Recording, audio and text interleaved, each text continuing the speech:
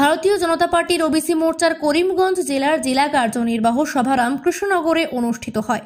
রবিবার সকাল 12টায় রামকৃষ্ণনগর মণ্ডল বিজেপির কার্যালয়ে ভারতীয় জনতা পার্টির করিমগঞ্জ জেলা ওবিসি মোর্চার জেলা কার্যনির্বাহ সভা অনুষ্ঠিত হয়। সবার প্রথমে পণ্ডিত দীনদয়াল উপাধ্যায়, শ্যামাপ্রসাদ মুখার্জি ও ভারত মাতার প্রতিকৃতিতে প্রদীপ প্রজ্বলন করেন জেলা ওবিসি মোর্চার সভাপতি গোপীমোহন নাথ, সম্পাদক অনুপ সেন, রামকৃষ্ণনগর মণ্ডল বিজেপির সভাপতি বিশ্বতোষ সেন, সহসভাপতি নূপুর সাহা, ওয়ার্ড কমিশনার সন্দীপ দত্ত, প্রীতম পাল ও অন্যান্য মণ্ডল ওবিসি মোর্চার পদাধিকারীরা।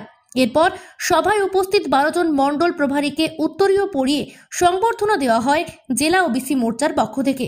অন্যান্য বিশিষ্ট ব্যক্তিবর্গদের উত্তরীয় পরিয়ে সংবর্ধনা জানানো হয়। স্বাগত ভাষণ রাখেন রামকৃষ্ণনগর মণ্ডল বিজেপি সভাপতি বিশ্বতোষ সেন। এছাড়া আগামী করিমগঞ্জ লোকসভা আসনে বিজেপির প্রার্থী কৃপানাথ মালাকে জয়ী করতে সবাইকে এখন থেকে ঘরে বসে না থেকে যার যার এলাকার প্রতিটি ঘরে গিয়ে প্রচার চালানোর ওপর বিশেষ গুরুত্ব দেওয়া হয়।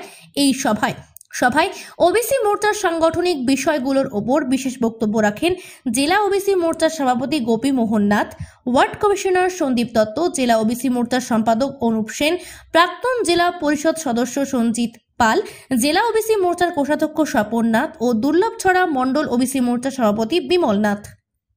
রামকৃষ্ণনগর থেকে শ্যামল আচার্যের রিপোর্ট, নিউজ অবিকল।